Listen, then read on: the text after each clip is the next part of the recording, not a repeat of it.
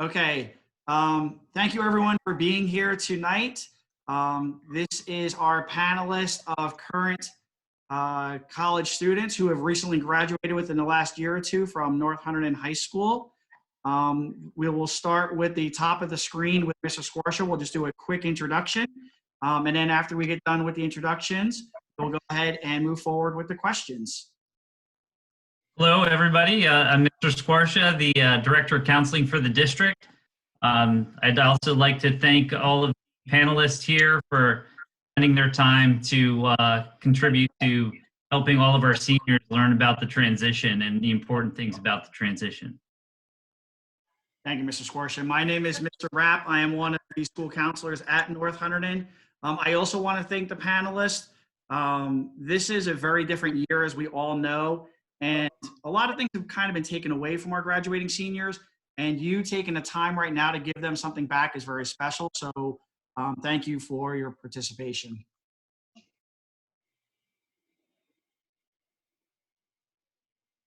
Kayla, can you go, please? Yeah, I'm Kayla Salino. I graduated last year and I just finished my freshman year at the University of Alabama. Thank you, Kayla. Andrew Green, you are next. Thank you. My name is Andrew Green. I also graduated last year, and I finish tomorrow at the Catholic University of America. Thank you, Andrew. Caroline? I'm Caroline Tolonsi-Olamar, and I'm currently a freshman at the University of Maryland. Thank you. William? Hi, I'm Will Wilson. I graduated last year from North, and I'm a freshman at Penn State right now. Thank you. Andrew Ferrante? My name is Andrew Ferrante. I'm a sophomore at Colgate University, so I graduated in 2018. Thank you.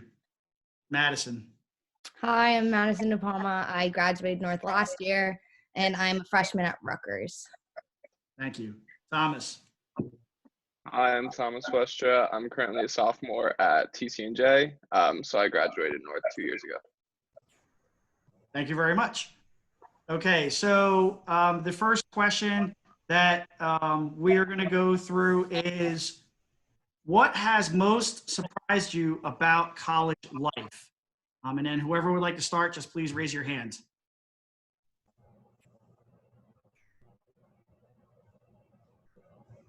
Go ahead, Andrew. For me, honestly, just how quickly it all went by. Like, I started like this semester like end of January, and it just so like surprised me like how much happened in such a little amount of time. It literally went by like in a blink. Thank you. Kayla, you had your hand up. For me, I think it was just how big of an adjustment it would be. I didn't think it would be like that big of a deal, but I went to school 15 hours away, and it ended up being like a way bigger adjustment than I planned for. So that was a lot to work through. And I think what Andrew said, like, it definitely goes by a lot faster than like a regular academic school year, like in high school. It felt so much shorter, like each semester. Thank you. Go ahead, Andrew. I think the biggest thing is the lack of structure in your day. So in high school, everything is very scheduled and you're kind of told what to do. And college, you kind of just have to figure it out yourself. And that comes with a lot of freedom. So. Will? Building off of what Andrew said, it's kind of like my biggest thing was having like just total freedom and having to build that structure for yourself and trying to figure that out and see what works for you. So that took a little bit of adjustment to kind of, fall into like a routine. Thank you. Madison, you had your hand up? Yeah, I didn't realize how much free time I kind of would have in my day, especially what Andrew was saying, how it's like you have to build your own schedule kind of, and it was just like learning a lot of time management and things like that, making sure you stay on top of your work. Thank you. Caroline, did you have your hand up? Yeah, I would say one of the things that surprised me most is how quickly like you will change as a person, even like just during your first semester of your freshman year. Like, you will change so much as a person, and the people around you will also change so much, always in like a good way. Like, they always say you like find yourself in college, and you definitely start like as soon as you get there and you're living on your own and figuring out things. Excellent. Thank you. Thomas? Kind of similar to what other people have said, but how professors really they do care if you succeed, but they're not going to go out of their way most of the time to make sure you're doing assignments or showing up to class or anything like that. So a lot of the responsibility of going to class and doing all your homework it's really just on you. Thank you. Those are all excellent answers. The second question that we have is, what is the most useful skill you've learned at college? Whoever would like to go first, please raise your hand. Go ahead, Caroline. You very, very quickly learn how to live with someone. And even if I was very lucky, my roommate and I are best friends, but like you will figure out that there are things people do that really like irk you, and you like figure out very, very quickly how to handle like a living situation, which I think is really helpful because you will most likely have roommates for a very, very long time in your life. Thank you. Go ahead, Kayla. I'd say for me, it was like planning wise. Like when I was in high school, I literally never thought about planning anything. I was like, okay, get up and go to school every day. But then when you get to college, you have to kind of plan your day out to make it productive, where it's like, okay, I have class at these times, and then like this time you need for homework, and like this time is for like social activities. So you kind of have to like plan it out. And that was probably the best skill I learned this year. Thank you. Andrew. Kind of like bouncing off what Kayla said, I definitely learned how to schedule my time. It's like if I have a class like that gets out at like 11:50 and then a class at 3:40, I like to set time for like me to run to Trader Joe's or something like that. Just like it's so weird to have you have to plan out just like things that you don't normally plan when you're at high school, just like stuff like that. Thank you. Will. Like kind of what everyone else said, time management and being able to like plan out your day and to find those little gaps in time where it would make the most sense to go and do something. But for me, one of the things that I found I don't know most useful was communication, where like I would be able to talk to my professors and get the help I needed if I didn't understand anything, or I don't know, meeting new people and because you meet a ton of new people when you get to college on your floor in your classes, just kind of talking to them, talking to professors for help. I think that was one of the things that helped me the most my first semester. Thank you. Yeah, Andrew.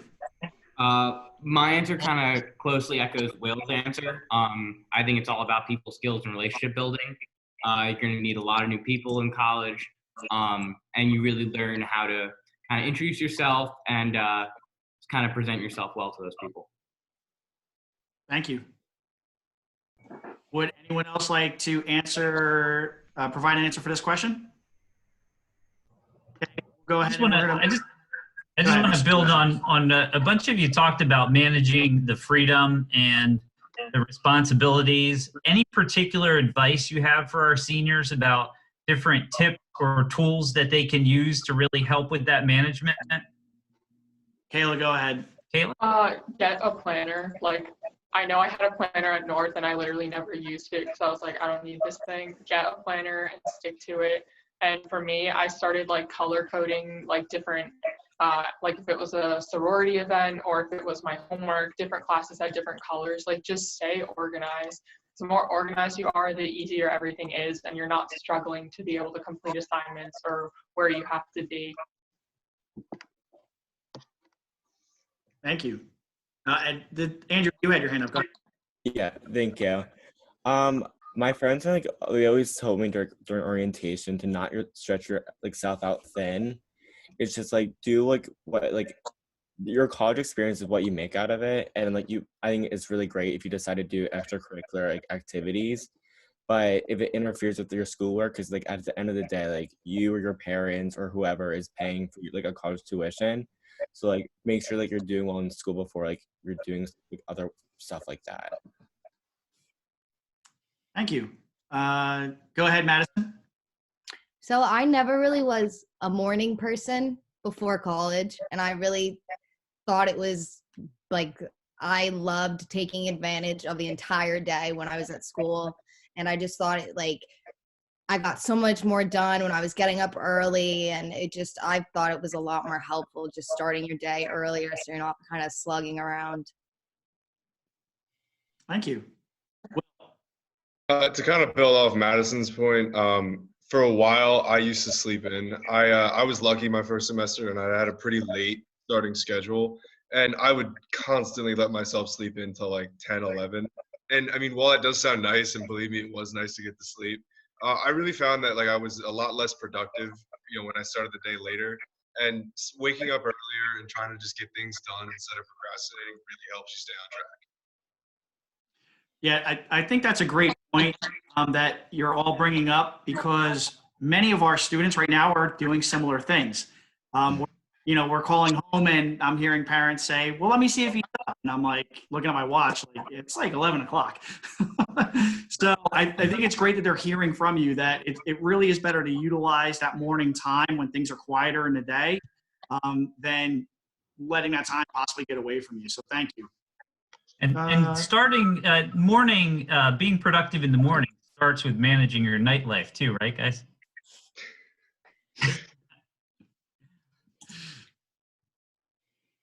Next question. Are you studying / majoring in what you expected or planned to study when you were in high school?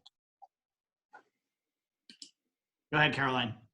So when I was originally looking for colleges or like universities, I was originally a speech pathology. I planned on going into speech pathology. So all of my schools were only schools that had speech pathology.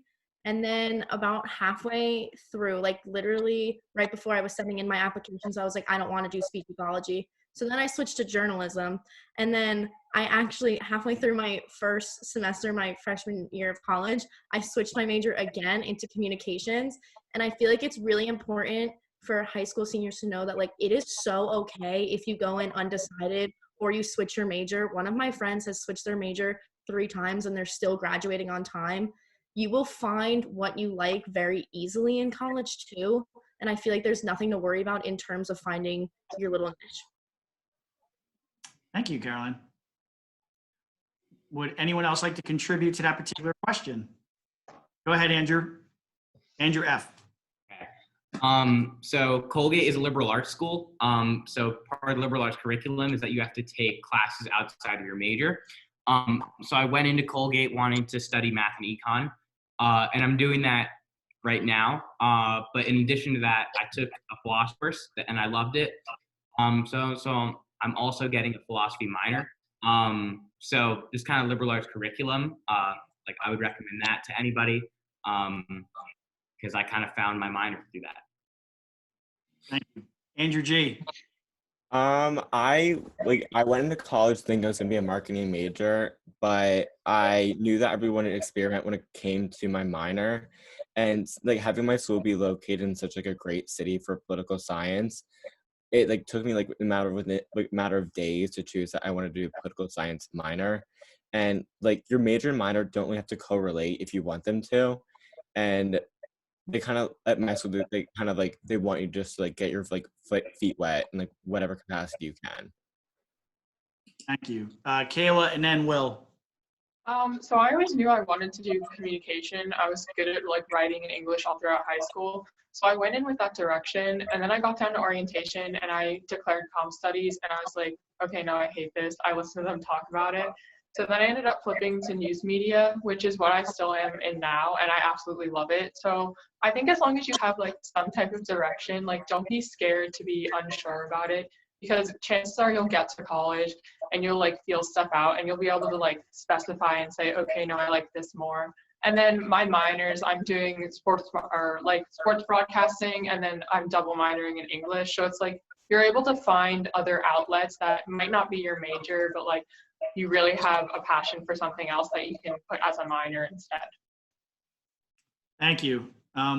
Will. So I went into college intending to be information science and technology, and I still have that. But I definitely found that if I wasn't a fan of my major, I could easily switch it into something within the college that I was already in, or wherever else in the school. So definitely, I was happy to like kind of have that going into school. And when I got to school, I found I really did enjoy it. But there was definitely a lot of like different ways. Like I could schedule a meeting with a counselor to figure something out. And kind of like what everyone else said is that you wouldn't really be put behind. So like, don't have the mentality that like the major you pick now is one that you're stuck with for the rest of your 4 years, because it's really easy to like kind of change your mind. And you could even, I think Andrew Green said this, is you can experiment with your minor. They don't have to correlate. So I think if you want to like, go in and like get your feet wet and try and figure out something, there's definitely a lot of options for you. Thank you. Does anyone else want to contribute to this particular question? Okay. The next question is, how did North Hunterdon best prepare you for college? Go ahead, Thomas. So I think probably just the general rigor of classes. I know a lot of people that I went into some of like the intro classes that I took in college. They had trouble just with like writing and more like general concepts. I think North did a really good job of preparing me for just structuring essays and how to write big papers and stuff like that. That I think a couple of my friends had struggles with. Thank you. Anyone else on how North prepared you? Caroline and then Kayla. Honestly, one of the big things that I learned was that North taught me to somewhat in college always be over prepared. Like a rough draft in North is what we normally think of as like a full paper. You just have to like edit it. And I would go into classes with my like full 7-page papers, and I would exchange rough drafts with someone and they would have like a rough outline. But the pro to that is that you always have most of your work done before all the other students, because like North had just taught you like to time manage and like approach your work in a more like professional way. Excellent. Kayla. I definitely think that like North is a very good school, and I think we were all really fortunate to have gone through a school that has such a good rigor and a good like education structure, because I went into school with like 28 credits and I didn't have to take any of the intro courses, but I was really surprised that even into my 200s and some of the 300s level classes I started taking, like I thought I was going to struggle with some of my writing classes, and I didn't at all, and I was very surprised. So I just think it's something for all of the senior class to be fortunate for as you graduate this year, that like knowing you came from a really good school district and that you are like best prepared for whatever is in your future. Excellent. Thank you. Anyone else on this question? Go ahead, Andrew. Kind of bouncing off what Kayla said, I also didn't have to take a lot of freshman classes just because of certain credits of classes I did within my 4 years at North, especially the AP classes. Like if you took the exam, a lot of those, if you send your school your scores, that you can opt out of like several classes. It makes you can get like your degree done earlier, or like class requirements done earlier than you get more classes in the end. That makes sense. Thank you. Anyone else? Go ahead, Madison. On a little bit of a less academic note, at North, I remember I was just really close with my guidance counselor, and she was just really great. And so that kind of comfort in the guidance department just allowed me to be more comfortable going towards like advisors at Rutgers and things like that. It was just like a better like relationship builder for me. We love hearing that. So thank you. Anyone else? Okay. Next question. What would you do differently about your senior year of high school in preparation for college?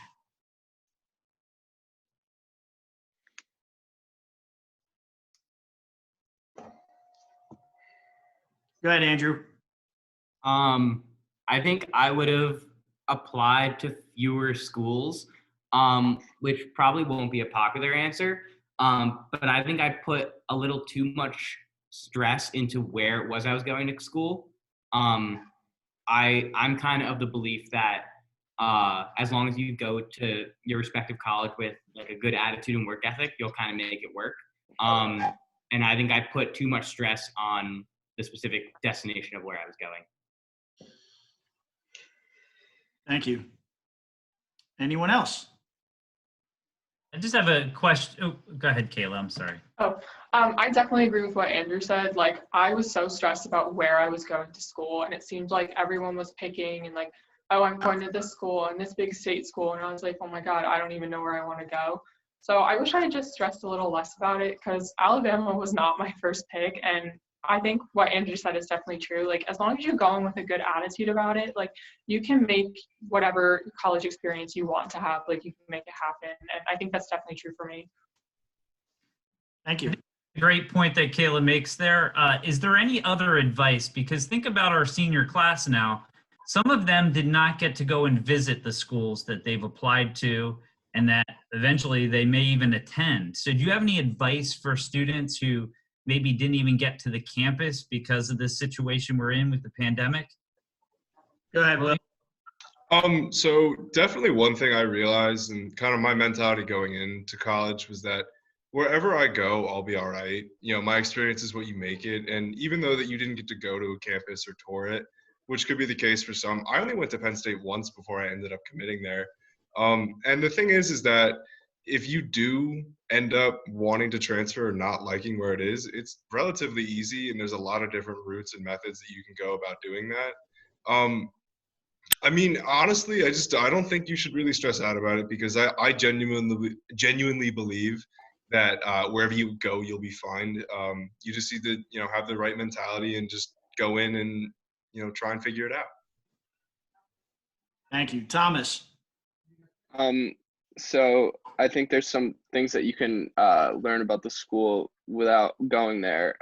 Obviously, like do the research online and try and find out what you can about like if they have any programs or what kind of reputation the majors that you may be interested in have, and you can find out just as much good info from that and stuff that actually might make it easier for you to understand if it's a better fit for you than actually going to the campus. Because in my experience, a lot of the campuses I went to, I didn't really have like a moment where I was like, oh, I feel at home here, or this is the place for me. So try and find places online that are appealing to you, not just in what looks cool or pretty, but what makes fit for you financially and all the other stuff. Thank you. Madison.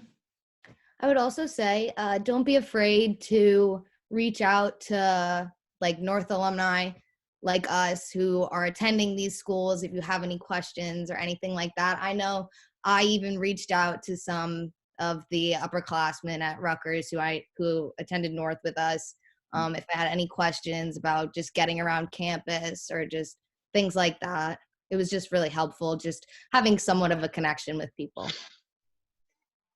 Thank you. Andrew. I was going to say the same thing that Maddie said, like pretty much like a very good, like reliable, like source of like an experience at university or the people that physically go there. Because like when you go on campus tours, like I think they show you a bit of like what they want you to see. And if you ask like another student, you're getting like the whole like honest answer about their like personal experiences with everything. And I'm serving as an orientation advisor for the next coming school year.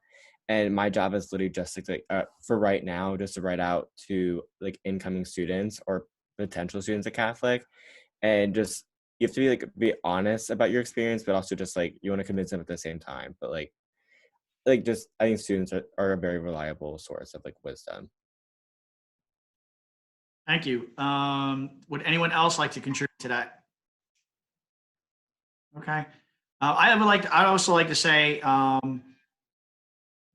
as one of the counselors who's getting bombarded by the colleges every day with different newsletters and things of that nature, a lot of the colleges are putting on the virtual tours, and like some of you said, they're going to show you what you want to see, but you may pick up some really good information. They may talk more specifically about a major that you're interested in, or if you're interested in studying abroad, they may cover that topic. So really conveying to our seniors who maybe haven't gotten out, and even to our juniors who are in the same boat of not being able to get out to schools right now, like definitely take advantage of those virtual tours, not for every college in the country, obviously, but at least, like your top 8 to 6 schools, like take advantage if you can. The next question is, what is the best place you have found to study? Go ahead, Will. This actually might sound a little crazy, but the library, honestly, I loved going there personally. It was just really quiet, and it was just a place I found like easy to study. For me, I couldn't really study in my dorm or in like the common area that I had in my dorm because I just would either see people I knew and would talk to them and just easily get distracted, or I'd just be in my room and I'd get distracted by like my TV or my PS4 or whatever. So I found that actually like getting up and going somewhere different and like sitting down at like a table in the library or like a chair, like it really allowed me to focus and just get like the work done that I needed to, other than like procrastinating and taking breaks every other couple minutes if I were to do it in my dorm. So I definitely found that like, I mean, not even just the library, just like getting up and going somewhere else that wasn't in like the space you normally are in helped me a lot to study and stay focused and kind of like separated my day out. Thank you, Will. Kayla. So I had my own room in my dorm, but I still didn't like choose to study in it because, like Will said, you get really distracted really easily because you're just like, oh, I can do like a bunch of other things besides studying. So a lot of, at least at Alabama, we have like common areas and study rooms like on our floor that like everyone can use. So a lot of times I would just go to the study room on my floor of my dorm and I would study in there. Or for me, once I got into a sorority, you can study at the sorority house, which is what I ended up doing a lot because you can meet a lot of people that are in your classes and you can all study together. So that was the best thing for me, but I definitely do recommend not studying in your dorm because you will get distracted and everyone does it at some point. We all fall for it. Thank you, Kayla. Anyone else? They covered some, Will and Kayla, you both covered some very good points. That's something that as a counselor, I actually do say a lot to my students is because my students will say, well, I get my, currently at home, they say, well, I get my work done in my room. And my response to them will be, no, I understand that in your house that may work because your room may be the quietest place to study depending on your family setup. But very, very hard to do. I had a very similar experience to both Kayla and Will. I found that I had to go to the library or to one of the designated study areas so that I wouldn't get distracted. And there were less distractions when I was in college than there are today. So I think that's great advice. Thank you for both of that. Next question is, what's a typical day like?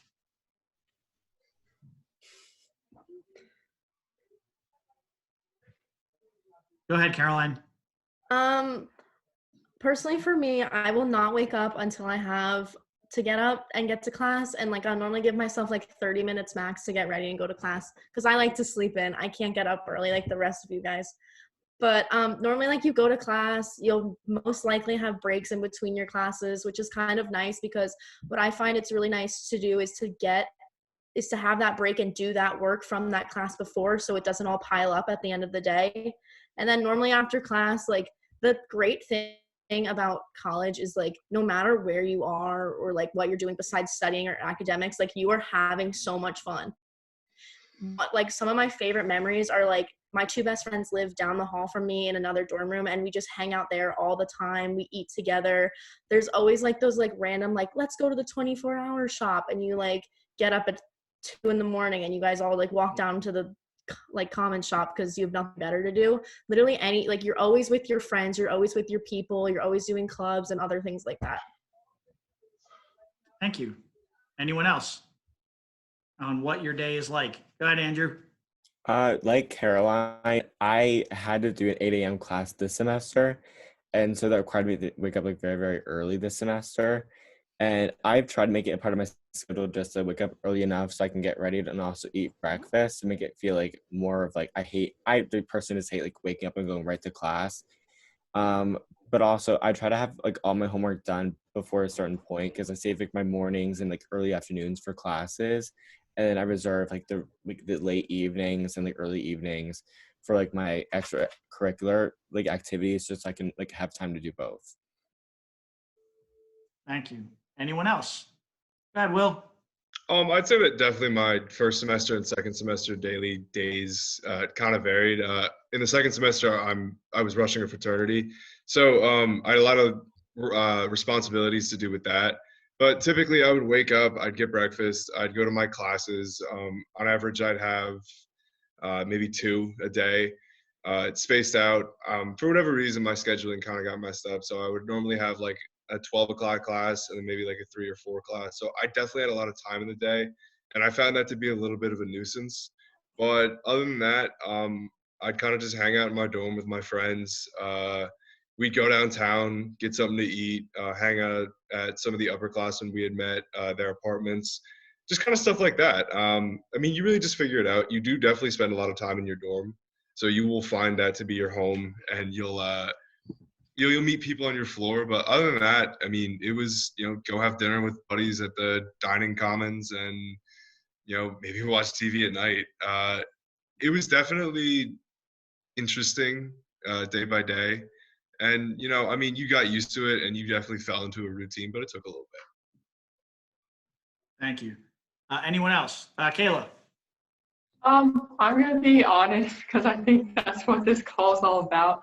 I had a really terrible first semester. My schedule was all over the place.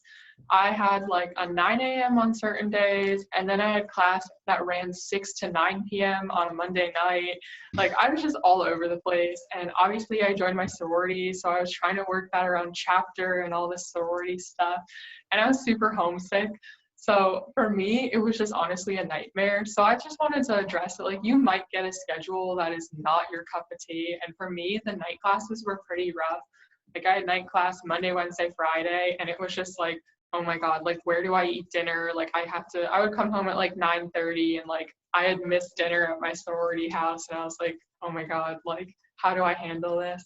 It was really intense, but that's where a lot of like the planning and having a schedule and trying to work through when I have time to do what assignments, because I'm in class for like 3 hours all night. Like, how do you work that? But it was definitely rough, and it probably will happen to everyone where one semester you get a schedule and you're just like, dang, I really don't like this, but you kind of just got to rough it out. Thank you. Anyone else? Kayla brings up a good point about just kind of balancing things. How did anyone feel like they went in, and a lot of North students do this in high school, they get super involved in so many different things. And then, when you get to college, there's even more stuff you can get involved in. Did you ever feel like you were overcommitted and you had to like cut back? Like, what advice do you have for students that want to be involved but not overcommitting themselves? Go ahead, Kayla. Since I felt like really overwhelmed all semester, for me, my best advice is to make sure you're like checking on yourself and like, it sounds really dumb to think about, but like, are you eating? Like, are you getting your homework done? Are your grades okay? Like, just thinking about all the basic stuff. And if you're answering yes to all of those questions, and it's like, yes, I'm being social, I'm eating, I'm doing my work, I have good grades, like I'm handling this well, then yes, you're handling your schedule okay. But if you're answering no to like one or more of those questions, then maybe you need to think about what activities you want to prioritize. And again, like we discussed earlier, like the most important thing is getting your degree and going to class. So you might have to cut out some activities and like figure out a way to reorganize your schedule so you're not like spreading yourself entirely too thin and you're like barely functioning. Thank you. Did anyone else want to contribute to that? Okay. The next question that we have is talk a little bit about your campus dining experience. Madison. So at Rutgers, there's like 4 different campuses that you have to get to by bus. And so they each have their own dining hall. Some are definitely a lot better than others. And so it was basically a big trial and error for me, just trying to figure out which places are worth going to for dinner. Unfortunately, the dining hall on my campus was not that great at all. There wasn't many healthy options.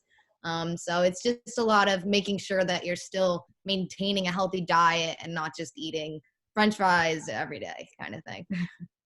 Thank you. Andrew and then Caroline. I think the big thing behind this question is you have to kind of set true expectations for what you're getting. Are you going to get like your mom's home cooked meal? No, definitely not. But you're going to get something. And at Colgate, at least, it always tasted good. And if you didn't like what was being served that night, I mean, I always went and just had a PBJ, and just you have to kind of make what it is. And if you go in with the correct expectation, like you'll be fine. Will. So Penn State has like 5 different dining halls or commons they call them where you could eat, and the food was actually pretty good. It just kind of depended on like where you went that day because the menus definitely changed. But I mean, it was a lot of options, and I would always find myself going to like the big name brands. Like we had a Chick-fil-A on campus, I could use my dining dollars at. I went there a lot.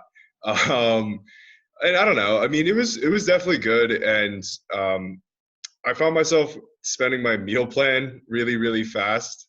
So that's something you definitely have to watch, and obviously watch what you eat because I was getting like burgers and fries and chicken fingers and fries for like 2 meals a day for a couple weeks, and it was, I had to little kind of like go out my comfort zone and experiment a little bit, and the food was always good.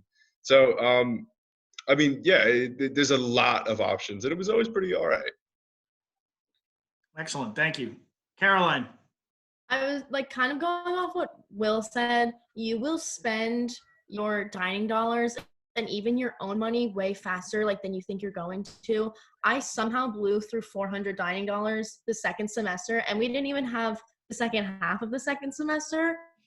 But my school's very like giving, I guess. We have unlimited swipes, and we half of your swipes normally go to like just going into the diner because you have nothing better to do. But like they were saying, you do have to kind of branch out. I started eating a lot of fish because they always had fish. You start learning how to like make things, if you have like sometimes they have like an open grill. You'll definitely develop some sort of cooking skills while you're there. But honestly, like you can't go in thinking it's going to be like a 5-star restaurant. You have to, there's feeding like a very large number of people, but when in doubt, never forget that there's a cereal bar. That was one of my like saviors. Whenever everything was gross, we always just got cereal. Thank you. Andrew. Another thing too is that like to be honest, like the food experience is like it kind of depends on the day of like what's good and what's not. But my friends and I really like on the weekend, if you have like the chance, like if you have restaurants surrounding your like campus, my friends and I always love just like to hop on the metro and try all these like cool restaurants within DC. And like that's like a cool way just to just see like what's like outside of, like your campus and just try something new. And it's like well, it's like trying like professional, like really good food. Thank you. Kayla. We had a couple different dining halls on campus, and to be honest, I didn't really go to them that much, even though we had unlimited swipes. Just wasn't really my thing. I didn't like a lot of the food, but I'm very picky. But when I ended up like getting my bid and rushing through at Alabama, your meal plan like totally changes, and you only get like a limited number of swipes, and you eat at your fraternity or sorority house. So for me, I was like pretty much eating at the house most of the time. But like Andrew said, on the weekends, there's always a lot of opportunity around your campus to go try all the restaurants. Like for us, we have downtown, the Strip, and there's so many different places to go. And you can use your dining dollars at that, which is really great because you're eating like better quality food, I guess. I mean, it's not that much healthier, but it's not like frozen pizza from the dining hall. So for me, I really enjoy getting to do that. Thank you. So I'm hearing a very consistent theme here that it's very easy to spend your dining money in the collegiate setting, which for me it's very interesting to hear that because it was very different when I went to Rutgers. You usually bought a meal plan. You can only access it 3 times a day, and that was it. Otherwise, you had to go to like the student center and like purchase something from a store. So with this theme, the next question is, how did you manage a budget and did you get a job? Go ahead, Andrew. Within my first couple of days, my mom actually found a job for me working for housing services. And most campuses do like offer like that service that like you're basically just overseeing like people moving in and out and just like all of, like the college furniture that that the university owns. Like you oversee that, and it actually paid very well. And most, if not all, my spending money came from that job, so I didn't feel like that bad spending the money, like knowing that I had a job at the same time. Thank you. Kayla. I did not have a job. I was not emotionally ready for anything like that. But because I did not have a job, I was pretty like cognizant of how I was spending my money. And like for me, like I love Dunkin' Donuts, and we had a Dunkin' Donuts right next to our dorm. And it was just like sometimes you have to like convince yourself like you really don't need that coffee today, or like certain things where it's like you can't just be mindlessly spending. You have to be really aware of what you're spending it on, especially when you start talking about things like textbooks and like other supplies you need for classes. And they're like big investments, and you have to be aware of where your money's going. So I definitely recommend like tracking your money. A lot of the bank apps for your debit cards, you can track your money, move your money in between different accounts. And that's what I had to do. It was like, okay, this money's going into a savings account and this one's staying in my spend. Thank you. Anyone else? Go ahead, Will. Kind of what Kayla said. Definitely checking your bank apps and not like, definitely checking your bank apps and like not just ignoring them and pretending that your problems will go away, which is what I did for a while. You actually kind of have to face the facts and like actually look at it and just see where you're at, And as far as a budget, just like I personally just didn't try and always spend a ton of money. I did have a job on campus though. I would work in the like computer labs, and I would just sit there and make sure everything went well. People were supposed to ask me questions, but no one really ever did. So I just kind of sat there and did my homework, and it was actually a really great job. But definitely be conscious of what you spend your money on. And like I found it really easy to like Uber Eats myself food to my dorm, and that got really expensive really quickly. So I definitely kind of had to like check where I was at and see how much I was spending, and like just be conscious of where I was money wise. Thank you. Anyone else? Kayla, as a follow-up to what you said, do any of you have advice about where to buy the textbooks or rent them, or what did you find is the most efficient way to do that? So for me, what I did is I waited to buy anything like the first week and a half of school, and I went into the classes, and you kind of just see, because some of the professors have the book on their syllabus, but you'll walk in and they'll say, no one buy the book, I don't actually use it, like it's just there for like formality purposes. But there's some classes where you can kind of just gauge it and be like, nah, I probably won't use it. But Alabama has a great bookstore, and it has like pretty much everything in it. They have all the required class textbooks. You can find anything you need in there. It is really expensive though. They do have a renting program where you can rent textbooks. So I rented some textbooks this semester. But for me, a lot of my classes had online textbooks where it was already linked through your account. So once you signed up for the class, you already had access to the online textbook, and you paid like a flat fee. It was like $100, which is way better than paying the $400 whatever for the printed book. And then I know like Chegg and online resources you can rent off Amazon. Definitely look into all of that stuff before you say, here's my syllabus, I'm going to go buy all of my textbooks. But definitely wait before you go buy anything, because there were textbooks I literally used one time or I didn't use at all. And it was like, why did I even buy this? Like, it was a waste of money. Caroline. Thank you, Kayla. Kind of going off what Kayla said, do not buy your textbooks before you go to class. I bought 2 like $50 textbooks and then hated the class and winded up dropping it. And I bought them and I didn't rent them because you could only buy them. So just wait, because your professor will most likely say like, do not try to do this course without the book. And that's when like you would go to read the book. I would also recommend, another lifesaver was, you're going to get added to like your class Facebook chat. And a lot of the time there's higher level students in that class, and they will be selling the books that they use for your freshman level core classes and gen eds for really, really cheap. And I got a lot of my books off of that for like literally $12. So I would definitely recommend checking that out. And even if they're used or drawn in, like it's so worth saving the money on like an $80 textbook. Thank you. Anyone else? Okay. So the next question that we have is, talk a little bit about your housing and roommate experience. Did you go random or not?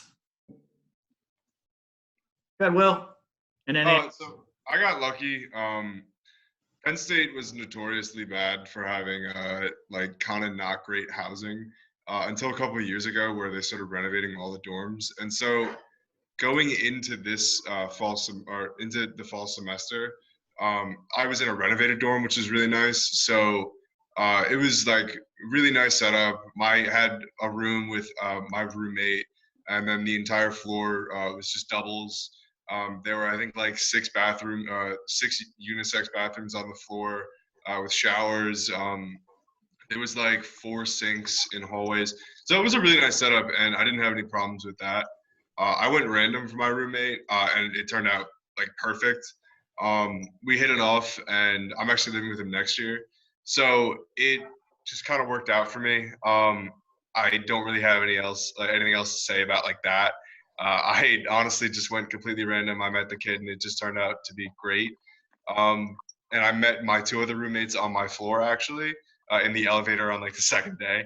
Kind of funny how that was. But other than that, I mean, I really liked my housing, and I think that don't stress about it, because odds are that you'll be able to live with your roommate if you did go random, or you'll probably end up liking them.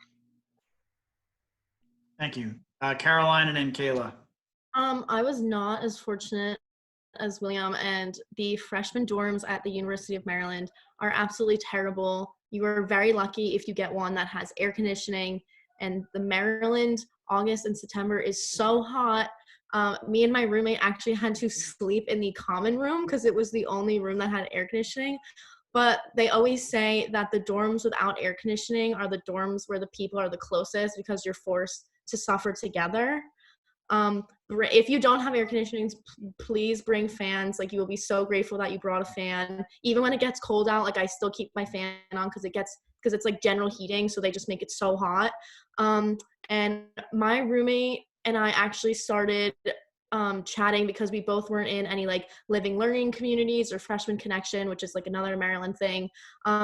And honestly, like, there's a lot, like, I'm very grateful. My roommate and I are best friends. We're living together in an apartment next year, but there's a lot of people who I know who went random and were so happy. Like, living together obviously isn't always gonna like be kumbaya or whatever, but like, set ground rules, like, know, like, have things that they can touch, can't touch, and you should be fine. Thank you. Kayla. So I was very fortunate, and I will say that if you do go to Alabama, you're very spoiled dorm-wise. I lived in a suite-style dorm with 3 other girls. So we had a kitchenette, a living room, 2 bathrooms, and we all had our own bedrooms. So it was kind of like a mini apartment, and it's very popular on campus. They're all renovated. Yeah, Alabama is just a whole nother world when it comes to dorms. But so I was very fortunate in that retrospect, and I loved having my own room. It was really nice. I didn't really have to worry about besides sharing the bathroom with my one other roommate, it wasn't really a problem. We did have some issues like who has to clean the dishes or like who has to vacuum, certain stuff like that. But that kind of happens in every roommate situation. You kind of just have to work it out. I didn't go random. I met my roommates on like an Instagram freshman page last year, and we all just decided to start talking, and then we all hit it off, so we roomed together. And I didn't end up becoming like best friends with my roommates, but we are all close. One of my roommates actually transferred out, so we got a new one, so we had a little bit of change, but they are people I can turn to, and I'm friends with them. We're just not best friends. But I would recommend that if you're like stressed about not finding a roommate, like, oh my gosh, I can't find a roommate anywhere, like, just go random. Like, a bunch of girls in my sorority went random with all of their roommates, and they ended up becoming great friends. And I just recommend that. Like, that's what college is about, like, meeting new people, branching out. I just don't think like living with someone you went to high school with or someone you've known since birth or even a mutual friend is like always the best decision, because you never know what that unknown could be. So that's what I recommend. Thank you. Andrew. I was also fortunate that I got one of the better freshman housing. Basically, in the middle of our campus, it's like, it legit looks like a neighborhood, and like every house has like, I would say like 25-ish rooms. doubles, and I chose to go random. And having like a random roommate, like at the beginning, I'm like, this is like such a smart decision. Like I'm like, it's like an instant friend that you can make. But then leading up to it, I was so nervous about it. And then I was very fortunate enough that like I also like hit it off like very quickly with him. I am moving. I'm living with him again next year. And then like one of the hardships about it though was it was like a Jack and Jill style bathroom, and we shared it with like people like right by us. And it was kind of tough because as freshmen, I don't know if like all you guys have this, but like all the freshmen have like these two classes, and it's like the same time area. And these two other kids just like they went in the bathroom for like, forever. And they only let us have like 5 minutes to get ready for a couple mornings. It definitely wasn't the best experience, but that's a bit like out of like your range. Just have to be aware of that. Thank you. Madison. So going to Rutgers, I am fortunate enough to sometimes be able to come home on the weekends, which I personally like doing. And it was a weekend in the winter. I came home and there just so happened to have been a water pipe leak in my building. And so that led to a little bit of a flood in our floor and everything. So I just had a piece of advice to kind of always keep your room a little clean. I know you might think that it's like your personal space, but you never know who's going to go in there, because there did happen to be staff in everybody's rooms trying to pick up and clean this flood. So it happens. Thank you. Anyone else on this topic? Okay. Are college professors approachable? Andrew.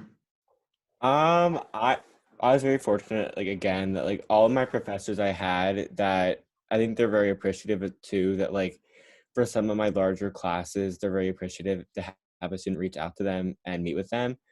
Um, I think they're very approachable if like you're like good with time management, because like you can't really email them like the day before an exam and ask like kind of like a last minute study session. It's more of like if you like email them a week in advance and schedule a time, they make it very approachable, and they go with your schedule. And in the end, it's like a win-win for both of you. Thank you, Andrew. Will, we're going to get to you in 1 second, but I just want to talk a little bit about something about Andrew just said. That is something that as a counselor, like I talk to my students, I say, don't drop things on your teachers last second. And if you're going to college, they just won't put up with it, right? If you are being courteous and respectful of their time, you should see a similar treatment in return. What I found interesting in my experience, the difference between high school versus college was, the teachers might get aggravated with you, but they're still going to work with you. Some professors just simply won't work with you if you're not kind of respecting their time, et cetera. So thank you for that. Will. I definitely found that if you work with the professor there, they will work with you.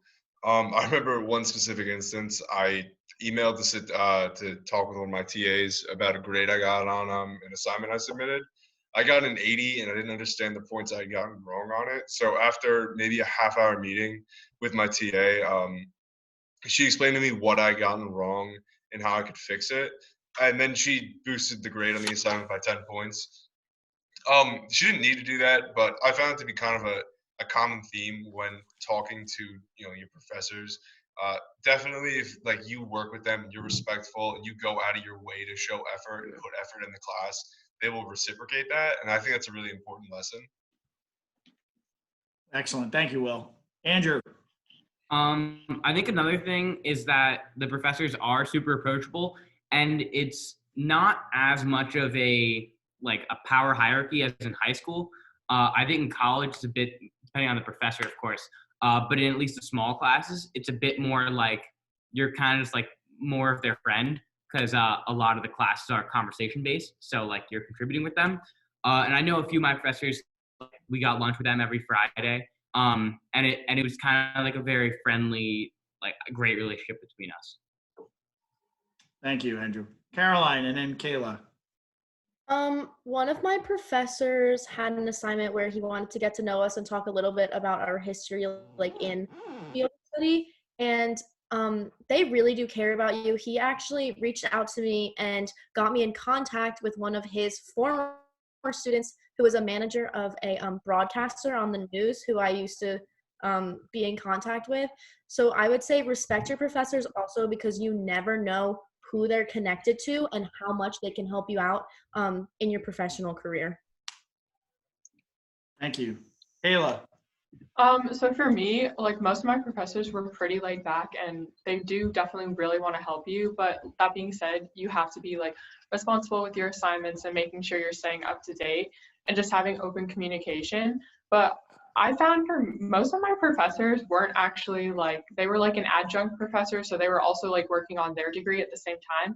So they're also a student too, which was kind of cool because you're both still working, like they're working towards their PhD and like you're working towards your undergraduate. So it kind of worked out for me. And like I'm close with a couple of my professors and obviously I'm a media major, so they have a lot of connections to people in the broadcast environment and news writing. And my one professor is the professor that recommended me to write for the student paper. So that's a big deal, like building the connections with all of your professors. I also want to say you should probably, like Will was saying before, keep on top of your grades. Like I think in high school you kind of forget, like, yeah, you check when assignments get posted, but you're not really checking like the full point scale or stuff like that. In college, you have to remember your professors are responsible for way more students' grades than your teachers at North are. So like I've had it a couple times where your professors like they accidentally slip up and they put in the wrong grade. Like my one TA, she put in the wrong grade and I emailed her about it. And she was like, "Oh my gosh, I'm so sorry. Totally an accident. Like I accidentally put in the grade of the person who fell under you instead of, just one spot wrong." So just definitely like staying on top of that and having open communication because they're bound to make mistakes too. But as long as you're able to communicate with them, like they're very laid back and chill. Thank you. Andrew. Kind of like bouncing off what Kayla said, I actually had professors that in high school, like you might be at of a border of like an A minus of in that weird range. But I literally have like I had two professors that like you didn't get like your grade until like the day or two like after the final. It's like you kind of have to like kind of like back to like the last question about communication between your professors. It's just like you really want to be on top of your grades in that aspect because like some professors you will not get your grade until like the very end. Thank you, Andrew. Anyone else? Okay. And I'm skipping around here from the order that was sent out to you originally. Because we are now at about an hour. So question number 20, COVID-19 response. What has your spring semester looked like?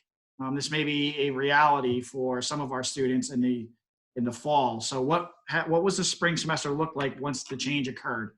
Will and then Kayla. So I was actually on spring break when we announced that we were going to go online. And that was kind of frustrating in a sense because I didn't bring any of the clothes and stuff that I needed from Penn State. I didn't grab a lot of my belongings because I just thought I was going to be gone for a week. But I guess the response was pretty much like that we were going online. It was a typical like this, a Zoom with my like in my classes. I think I had 3 classes that I had to, be in a Zoom meeting as if I was in class. A couple others, I had one online class that didn't change, and then another class where she just put assignments that we would have to complete. But definitely, it was weird. Penn State made everything pass fail. So if you got above a C in classes that you needed for your major, you could just pass and it wouldn't affect your GPA at all, which was really, really nice and it took a big burden off of me and I know a lot of my other like classmates and stuff. So that was kind of what Penn State did. They put summer online and they don't know what we're going to do for fall yet. So who knows? Maybe Zoom University for the fall semester. Thank you. Anyone else? Kayla. So I was in the airport flying home for spring break when I found out we were going online, and I was like, dang, I kind of like Will, I had like nothing packed. But it wasn't that bad. I only had like 4.5 weeks left of school, counting my finals once we went online. And I didn't have any like classes that were on Zoom like what we're doing now. Mine were all kind of just, they posted the assignments and it's due by 11:59 that day. So it kind of was very like make your own schedule, like whenever you want to wake up and do your homework was kind of what I did. And it wasn't that bad. All my finals were online, obviously. And I think most of them were like a shortened down version of what they were supposed to be. But Alabama is adamant about going back for fall, but I guess we'll see what happens. We might be back online, but they're very adamant on coming back in person. Thank you. Anyone else? Okay. Another question that we have here is how hard do you have to study? Go ahead, Caroline. I would say that it really depends on your major. If you're a STEM major, I wish you well. I know all of my friends who are STEM majors are up in the library in study corrals for like hours, like pulling all-nighters, but that's just them. Maybe you're a better studier than them. I'm a communications major, so I probably study the same amount that I did in high school, which was not that much, but like, the professors are very good about posting study material and like posting like what you need to know, and there's so many ways to get a hold of other study materials. Like if you're in Greek life, they have a locker where you can see old exams and quizzes and stuff. Just like be aware of what you don't know and never be afraid to go into office hours, because office hours are always such a big help when you're studying. Thank you. Anyone else? Go ahead, Thomas. So I'm a computer science major, and I have a fair amount of work to do between exams and stuff like that. But as long as you're on top of it and you're spending some time throughout the semester and not just waiting until the last week or something, you're generally, at least in my experience, not gonna have too many problems with, like I never had to spend all night in the library or something like that. If you study like 30 minutes, 45 minutes every day, you'll be pretty set up for the times when you actually need to use it. Thank you. Anyone else? Madison. For a couple of my intro classes, I took like macro and micro this past semesters, and they didn't have a lot of homework or classwork or anything like that. So it was just really key that you kept up with your reading of the textbook and attending lectures, even if they weren't mandatory, because when you comes around to midterms and finals, you don't want to get stuck not having been kept up with it just because there wasn't any homework testing you on it. Thank you. Anyone else? Go ahead, Kayla. I would say I think it's like very individually based on how much you study. Like if you're like a strong student at North right now and like you manage well and study well, you really shouldn't have a problem wherever you go if you have good study skills. But if you are someone that struggles a little bit more right now in high school, then I can definitely say going into college, it's probably not going to get any easier for you. So you might have to like buckle down and really focus on your study skills and time management and talking with your professors. But for me personally, like I'm a communications major and I studied less this year than I think I did in like all 4 years of high school. But it's also very dependent on like what classes you're taking. Like a lot of my classes are for like media history. So it's not like it's chemistry or any math type stuff. So it just really depends on your class schedule and your own study skills as a person. Thank you. Anyone else? Okay, we have a few more questions. Rushing, Greek life, what to do? Why or why not did you decide to choose to join a fraternity or sorority? Will and then Caroline. I chose to rush fraternity because one, I wanted the connections. There's a lot of personal development and just business connections that you can make. Another reason is my brother actually attended Penn State, and I rushed his fraternity. Probably one of the main reasons why I did that was I still see to this day that he is best friends with all his frat brothers, and that was something I really wanted, was to have lifelong friends like that. So that was another reason. And I mean, it's just a lot of fun to hang out with a whole bunch of guys that you're really close with, and have that sort of brotherhood. So that's why I did it, and it's been great so far. Thank you. Caroline. When I was in high school, I never ever thought that I would join a sorority. And then once I got to college, University of Maryland is a pretty large school. And I think one of the great things about Greek life is that it makes a really big school feel small. You always have people to go to and stuff like that. It's also a really, really easy way to get involved in philanthropy and service work. And sorority and fraternities also give you great connections to alumni and people like that. So if you're going through Rush, they always say this: trust the process. You will end up where you are supposed to be. My friend dropped out of rushing and still winded up in my sorority. So just trust the process and just go with the flow. Thank you. Kayla. So obviously I go to the largest Greek school in the country, which is really overwhelming. And I was terrified when I got down there. I did not want to rush. And all of my roommates were like, you should just give it a shot because you don't have to go through with it. You can drop before you even take a bid. Like, you don't have to accept your bid. So I was like, okay. So I rushed. We have 17 sororities and 33 fraternities. And it's a lot. There's a lot going on. And it's really overwhelming to try and make a choice about where you think you want to be. But I definitely say, like, if you're tempted to try and rush or you're not really sure, just go and do it, because you can always have the option to drop your bid or not go through the rush process completely, but at least you get to try it and dip your toes in the water.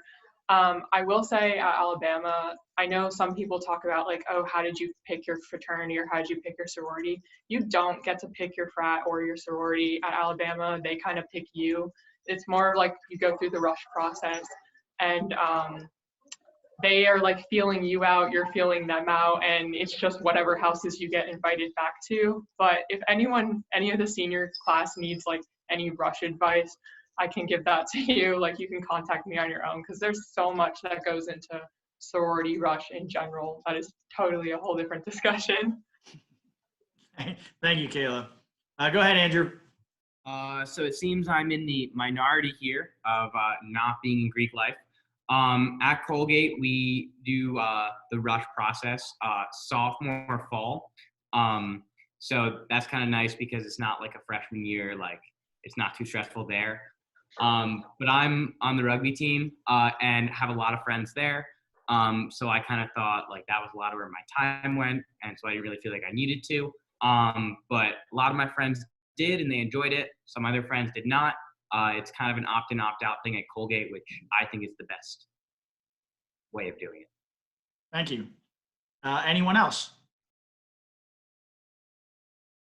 Okay. At this point, I mean, we've covered most of the questions that we have today. I'd just like to put it out there. Were there any topics that we did not ask about that you feel our seniors should kind of be aware of? All right, Andrew. I definitely think in college how there are so many clubs offered at North, but like there are even more offered in college, and is even like though there's more in college, like there's always a club like they'll always like fit for each person, regardless of their interests or any, or even like if they're a little bit interested. It just like there's always a club or some activity for everyone, regardless of a sport, like interest, anything. Thank you, Caroline. Yes, college is mainly about your academics, but do not stress yourself out so much. Go out, go to a party, enjoy yourself, find a balance. It doesn't always have to be academics all the time. Hang out with friends, and especially when you're a freshman in a dorm room, leave your door open for at least like the first week of college. You will meet so many people. I met like all of my college roommates that way. Thank you. Go ahead, Thomas. Caroline said this a little bit, but it's really important. First couple of weeks, it might be hard for some people But really just try and be as social as possible and talk to everybody you meet. Keep an open mind on who you might be friends with and who you might like. Because those first couple of weeks are when you're meeting a bunch of people who hopefully have that same mindset, and where you can build a lot of new friendships, and because you don't know anybody, so you might as well. Will. That's definitely one thing I want to encourage is being social, and not like, kind of shying away from like, leaving your door open or meeting new people on your floor, because it certainly worked out really well for me. And another thing is that don't let, like, when you're actually at school, don't let other people's perceptions of what they do at school and social media kind of like affect, or like, that let you think about, how your college experience is, because everyone's is unique. Everyone's is different. Don't let that overwhelm you. Like, just be happy with where you're at, and, not worry about what other people are doing, and focus on yourself. Thank you. Kayla. I'm gonna bounce off what Will said and just think like, just be positive about your experience. I know for the seniors this year, it's kind of hard because you might be unsure of where you're going because of the COVID outbreak, but just keep a positive outlook and just put your best foot forward, because it might turn into something like super amazing that you never thought about. And also, like what Will said, don't like look about what everyone else is doing on social media. Like, everyone is trying to present their most perfected life on that, and it's like, I know for me it was like seeing all these girls like going out every weekend and like meeting all these new people, and it was like my freshman year, like my first semester was not like that at all, and I was like, what am I doing wrong? And I felt kind of like upset about it, and I was like, oh my gosh, like what is going on, like why am I not doing what everyone else is doing? But just like stick through with it and like stay positive and just know that it will get better. Like wherever you're at, it will get so much better. Anyone else? Okay. So this has been a great discussion. Mr. Squarsha, do you have anything that you would like to kind of ask of the group before we conclude this evening? I'd like to add on to what Kayla said about, if you do find yourself in a difficult situation, know that every campus has support staff. So, a lot of our seniors may have had some person at home, maybe that was their go-to person. They're going to be away from them when they go onto campus. Know that there are counseling services available, there are health services available, and make sure you know where to access them on the campus, because as a freshman, sometimes it can be overwhelming and you might not get the best advice from people in your dorm, and you may have to actually go to somebody professional that can really help you through a situation, especially if you're halfway across the country. So make sure you know what those resources are and access them when you need them. Thank you, Mr. Squarsha. I just want to wrap up by saying thank you to all of our panelists. You have provided great information for our seniors and for any other students that choose to watch this session today. This was put on by the guidance department and with the support, and a lot of the organization and a lot of the legwork was done by the Education Foundation. So I want to say thank you and kind of give them, a quick shout out for their participation in making this happen. At this time, I'm going to conclude the meeting, and thank you everyone for your participation. Thank you, everyone. Thank you. Thank you. Yeah. Have a good night.